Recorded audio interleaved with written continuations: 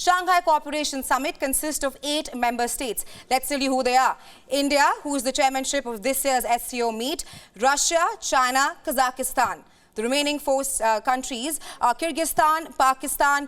Pakistan is attending the SCO meet virtually this time, Tajikistan and Uzbekistan. Now, let's also tell you the defense ministers of China, Kazakhstan, Kyrgyzstan, Russia, Tajikistan and Uzbekistan will be attending the meeting in person in New Delhi, which is currently underway, while Pakistan is participating in the meeting virtually. India has also invited Belarus and Iran as observer states in the SCO defense ministers meeting. The ministers will discuss a host of issues. Let's tell you what they are. Some are related to regional peace and security, counter-terrorism efforts within the SCO and effective multilateralism. On the sidelines of the SCO summit, the Indian Defence Minister also held bilaterals with his Chinese counterpart yesterday. The 2 ministers had discussions over the situation on the India-China border. The Indian Defence Minister also conveyed that any developments of relations between India and China is premised on prevalence of peace at the borders. He further reiterated that violation of existing agreements has eroded the entire basis of relations. The Indian Defence Minister also held bilaterals with his Kazakhstan, Tajikistan and Iranian counterparts yesterday, where he emphasized on defence cooperation. It is also expected that the Indian Defence Minister will be holding a separate bilateral meet with his Russian counterpart today. Now remember, this is the first visit of the Russian Defence Minister to India since the Ukraine war broke out. Russian Defence Minister Sergei Shoigu is already in New Delhi, and this is the first time that he is in India since the war in Ukraine broke out. Meanwhile, Russian Foreign Minister has also confirmed that he will be taking part in the meeting of the Council of Foreign Ministers of the Shanghai Cooperation Organisation, which will be taking place next month in Goa. And for all of this who've just tuned in to WION World is One, the top focus on Newspoint today is the SCO Defence Ministers meet, which is currently taking place in the Indian national capital, New Delhi. Pakistan is attending the meet virtually, while other countries, including the defence ministers of China and Russia, are in the Indian national capital, and they all are under the same roof. A lot of issues like regional peace and terrorism and counter-terrorism within the SCO will be discussed today. The meet is currently underway in the Indian national capital.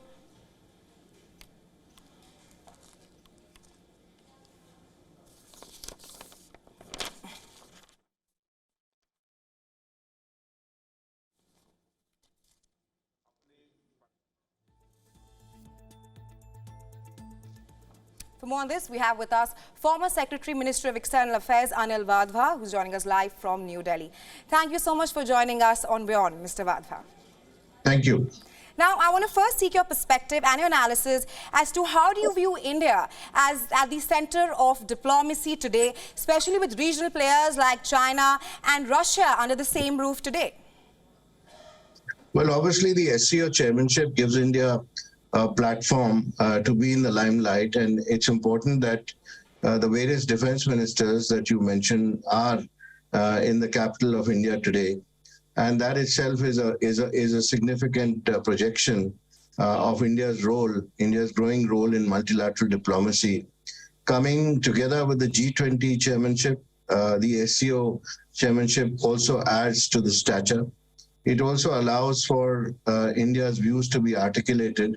And not only that, because the SCO doesn't cover bilateral relationships and bilateral engagements, and issues which are bilateral in nature should not be raised in this forum. So therefore, what would be discussed in the course of the SCO meeting today would be general issues on the 3 topics that you mentioned already. That's about regional peace and security and counterterrorism efforts within the SCO, and also effective multilateralism. But what is important is that Defence Minister Rajnath Singh has had bilateral meetings, and some very important bilateral meetings with his counterparts, where very important subjects which are important in the bilateral relationships have been discussed.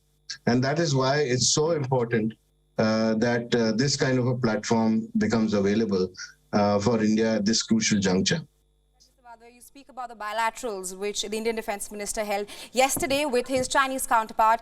Meanwhile, it is expected that the Indian Defence Minister will be holding bilaterals with his Russian counterpart today. I want to seek your perspective as to what is at stake for Russia today, especially at a time when the West is trying to isolate Russia because of its invasion of Ukraine?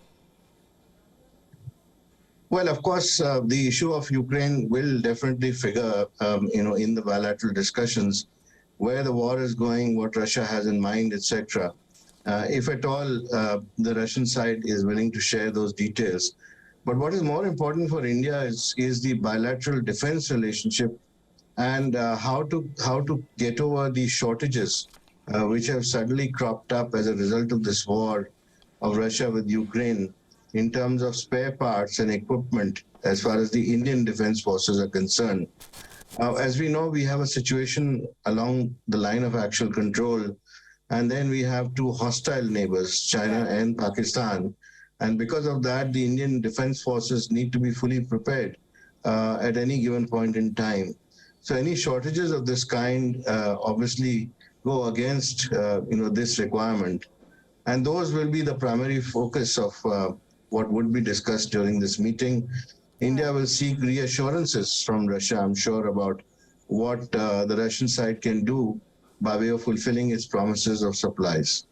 Right. Also, how do you think India is actually balancing its foreign policy at the moment? On one hand, New Delhi is hosting Beijing at the SCO summit, while on the other hand, India will also be attending the Quad summit. So, in such a scenario, in your perspective, how do you view New Delhi's foreign policy overtures?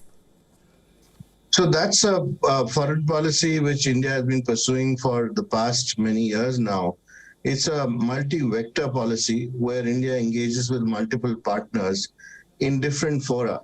So of course, as you said, the SCO is a different fora and the Quad itself is a different fora. They don't necessarily are complementary to each other in terms of their aims. Obviously, India is one country which is able to get along with a number of countries around the world. Now, that doesn't mean that India is part of any alliances. It is there in these groupings and organizations so that it can advance its strategic interests and strategic autonomy, which it is pursuing over the past few years. So I think this policy will continue for a while. It suits India to be in this situation where it can take care of its own interests by engaging with multiple partners. Right. Thank you so much, Mr. Bhadra, for joining us on WION and sharing your insights with us. Thanks very much. My pleasure.